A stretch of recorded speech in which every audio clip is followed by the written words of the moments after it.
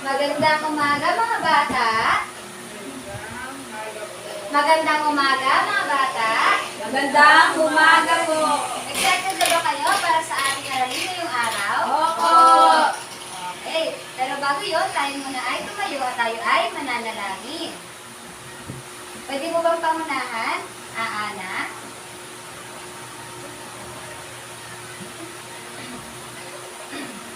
Paano nga pag nananalangin? Matungog po at saka nakapikit. Maraming salamat po sa umaga po ito na pinagkaloob po sa amin, sa lahat po, sa mga biyaya at pagpapala. Dalangin po namin, Panginoon, na sa umaga po ito, gabayan niyo po kami ingatan, Panginoon. Nawa po, Panginoon, bigyan niyo po kami, Panginoon, ng magandang katagumpayan.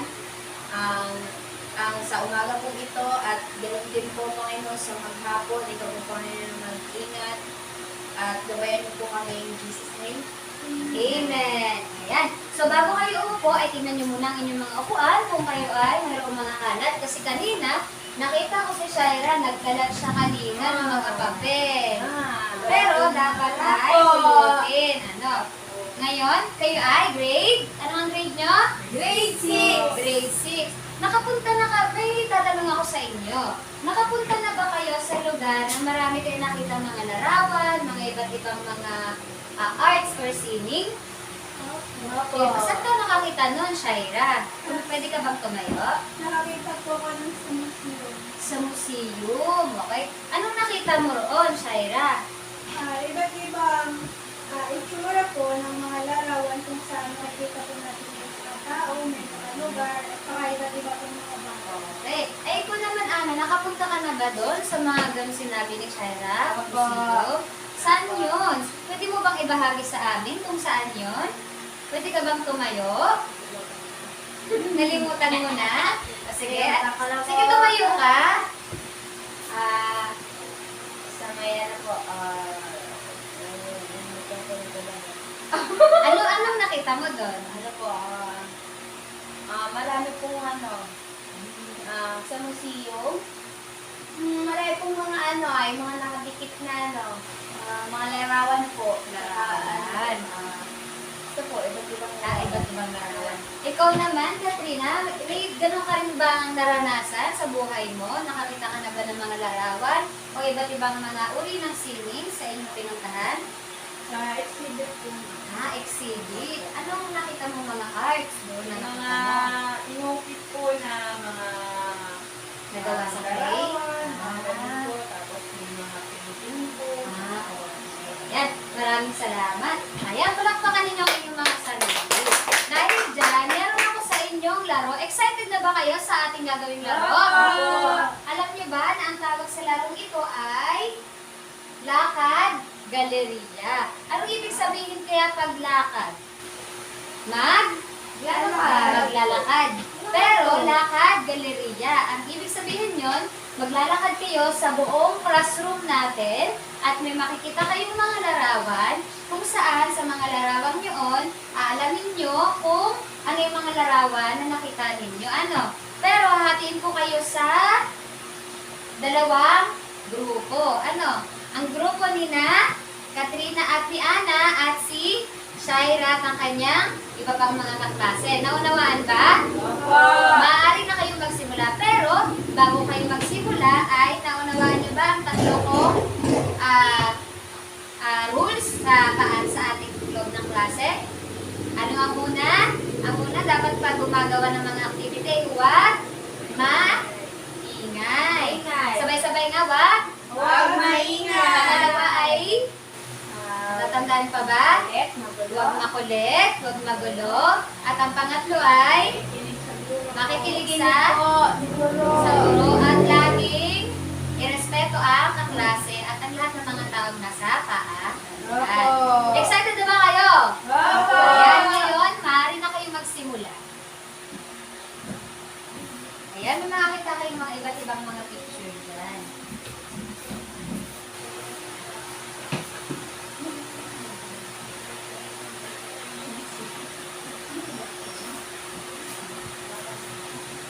Ayan.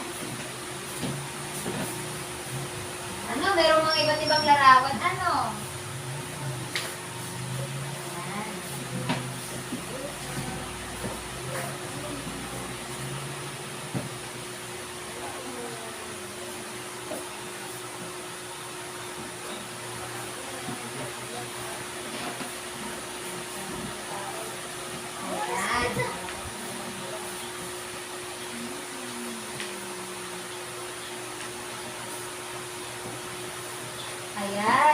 Lahat ba ay nakita na ang mga larawan?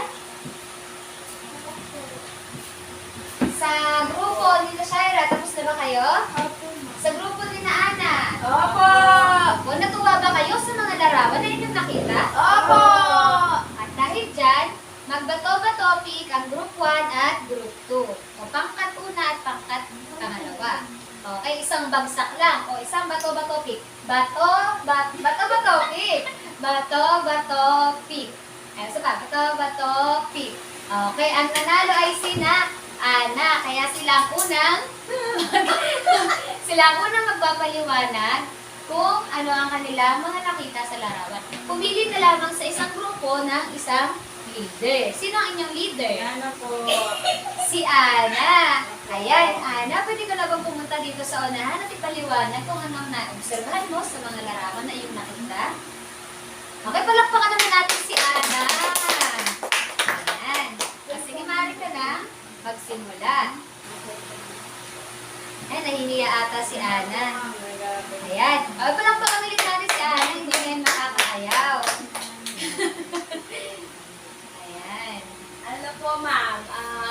Base po sa mga nakita po namin ano po ay marami po kami nakitang mga kwentong bayan po, mga kwentong epiko, mga iba't ibang kwento po. Ayun. Ay, palakpakan naman natin ang unang pangkat. At paano naman sa pangalawang pangkat? Maaari ka na bang pumunta dito, Shaira?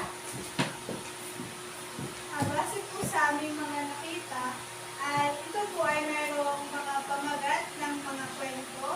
Yun din, meron pong kasama yung mga tagpuan, mga tauhan, at kung ano po yung nilalaman natin sa mga kwento. Okay, palakpakan naman natin ang grupo ni na Shaira. Ngayon kaya, ano kaya ang inyong nakita sa mga larawan? Ano kaya ang inyong naunawaan? Ikaw nga, Katrina, maaari mo bang magbigay ka ng paliwanag tungkol sa mga naobserbahan ko? na tumutukoy po sa mga pinagmulan na siguro po ng ating bansa, yung mga sinawala po kwento na nagsasabi na mga pangyayari ng Palakpakan naman natin. Okay. Ngayon naman, may kasunod pa kayong gawain. Meron ako sa inyo ipapabasa ang kwento. Excited na ba kayo? Opo! Okay, ngayon may kwento ako dito. Maaari mo ba akong tulungan, Ana, sa paglagay? Okay, yan. Maaari niyo bang basahin ng sabay-sabay, mga bata? Alamat ng Pilipinas. Ayan. Noong unang panahon, sabi ng mga matanda, wala pa noon ang Pilipinas. Sa malawak na karagatan pa noon ang Pilipinas. May tatlong magkakaibigan, sina Langit, Dagat, at malaking ibon. Sila Langit ay nagsisisayahan sa Malinaw na tubig. ni Dagat, habang si Dagat naman ay nasisiyahan sa ganda at kay puti ni Langit. Habang si malaking ibon naman ay lilipad-lipad lamang. Sila ay nasisiyahan sa isa't isa. Isang araw, si malaking ibon ay napagod sa paglilipad. Wala siyang madadapuhang puno o lupa. Nag-isip siya ng paraan. Ang naisip niya ay papag-awayin sila Langit at Dagat. Wala na siyang mahanap na paraan. Hoy Langit, makinig ka, sabi ni Dagat.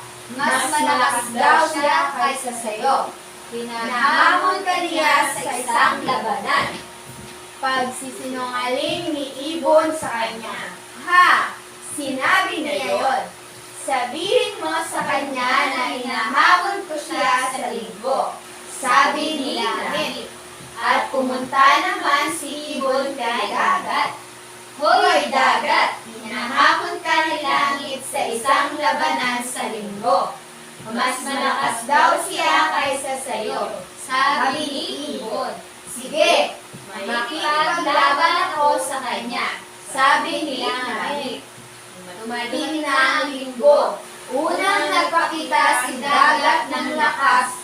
Kahit na pinalaki niya ang kanyang alon, hindi pa rin natatablan si langit sa mga alon ni dagat.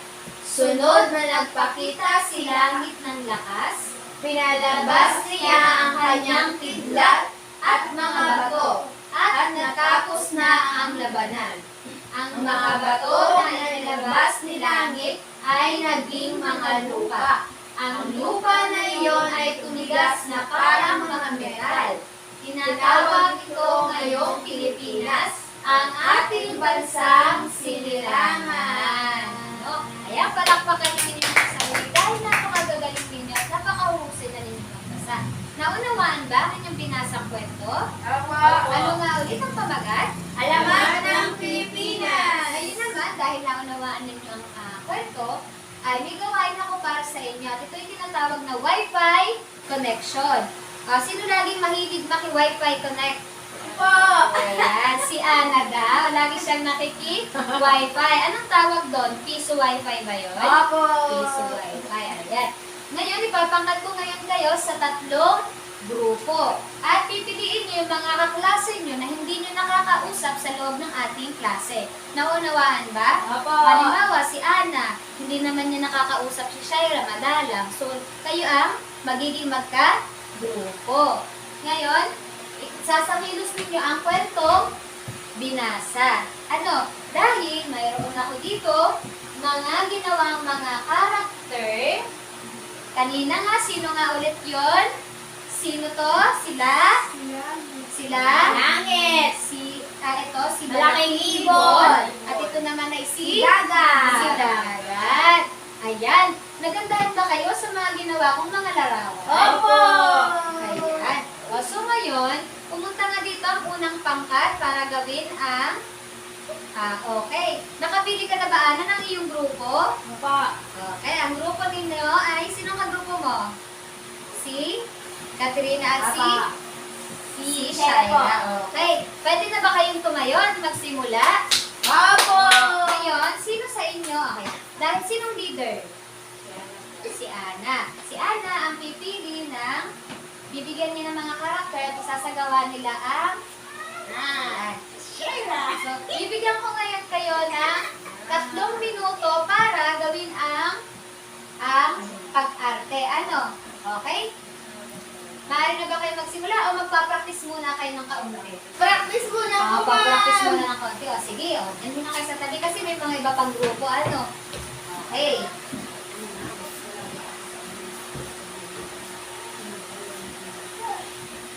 Yan.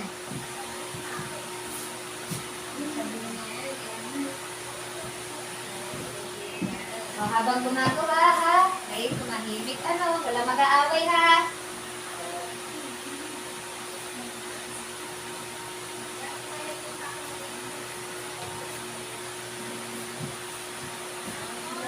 Tapos na ba ang unang pangkat sa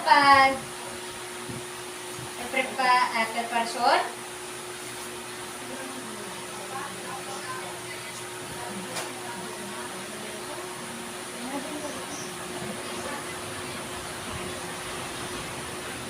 Tapos na ba ang unang pangkat?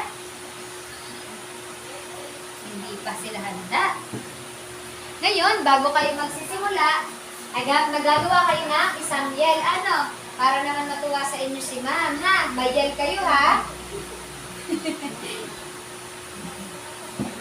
Halimbawa, ang yel nyo ay, get out. Bago kayo magsimula, kami ang unang grupo.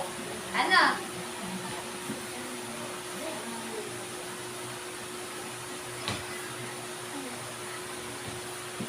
Ayan. Okay, maaari na ba kayo magsimula? Okay, palakpakan naman natin ang unang grupo. Ayan.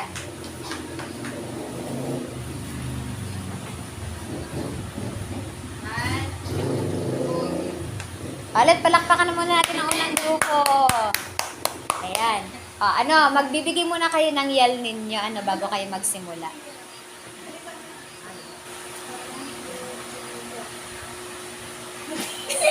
Huwag na kayo mahiya.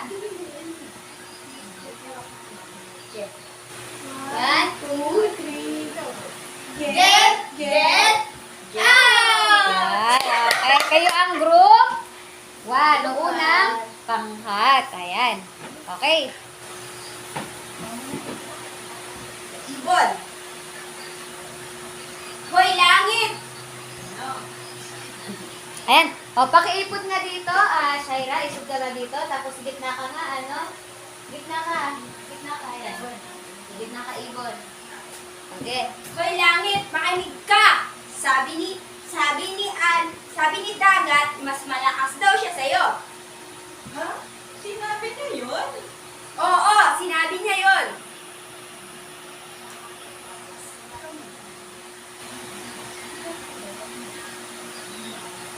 Hoy, dagat! Mas malakas daw sa'yo si langit. Nahamon ka niya. Sige, makikipaglaban ako sa kanya.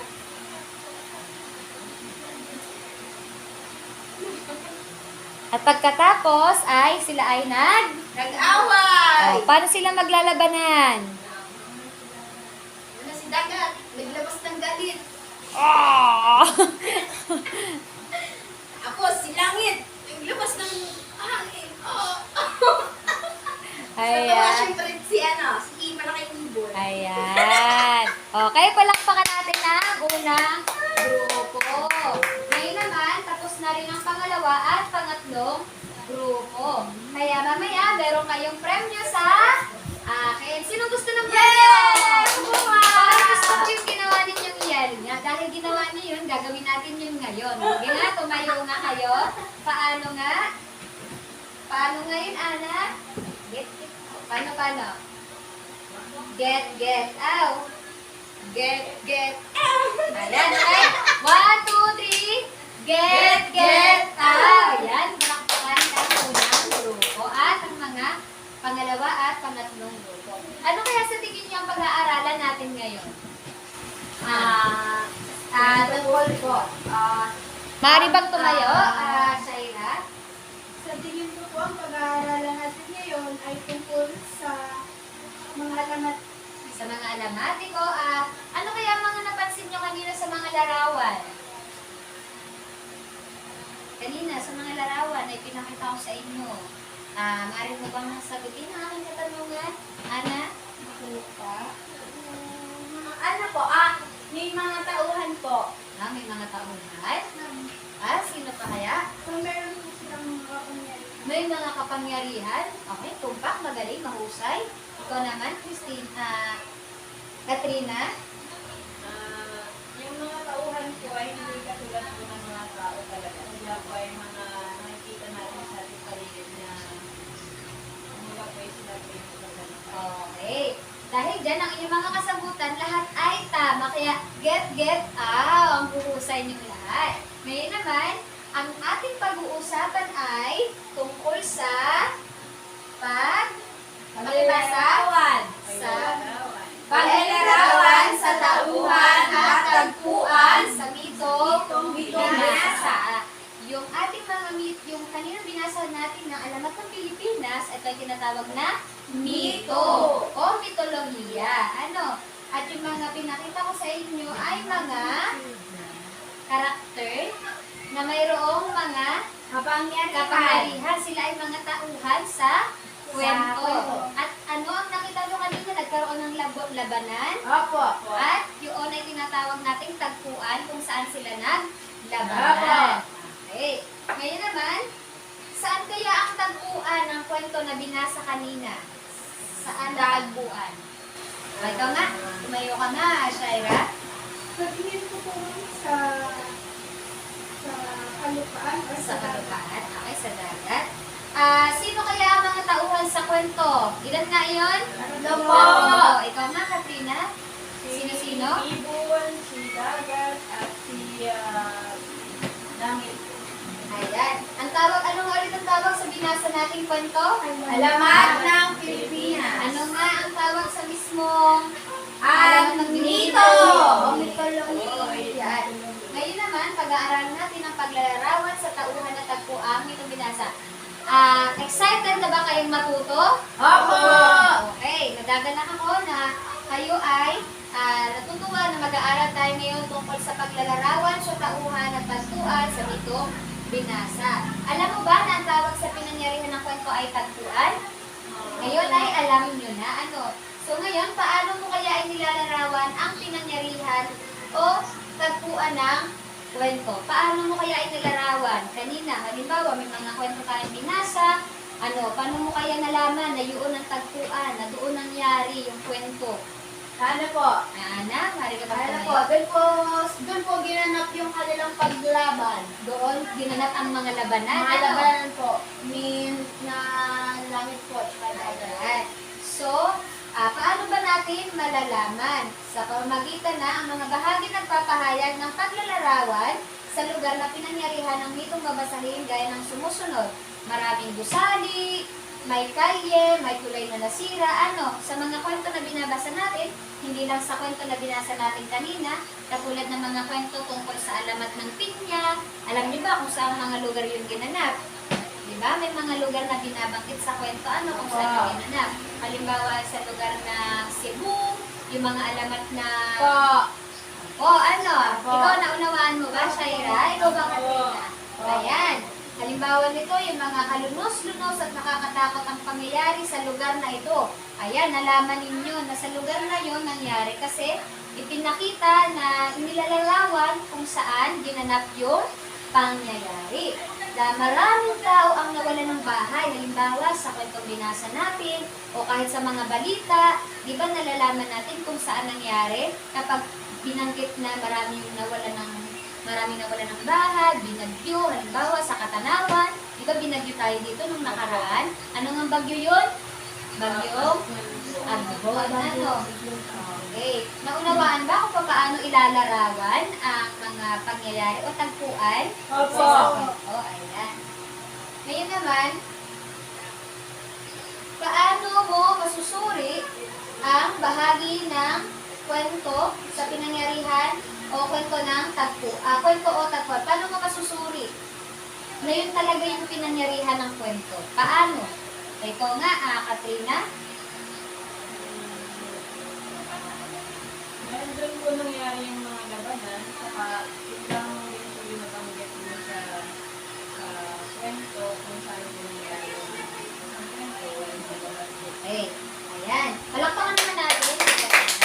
Ayan, masusuri ang pinangyarihan o tagpuan ng kwento sa pamamagitan ng paglalarawan. At yun ang ginawa kanina ni Katrina. Apo. Inilarawan niya kung saan naganap yung kwento. At mailalarawan ang tagpuan sa pamamagitan din ng kailangan ay babasahin natin. Binasa niyo ba kanina ng mabuti ang kwento?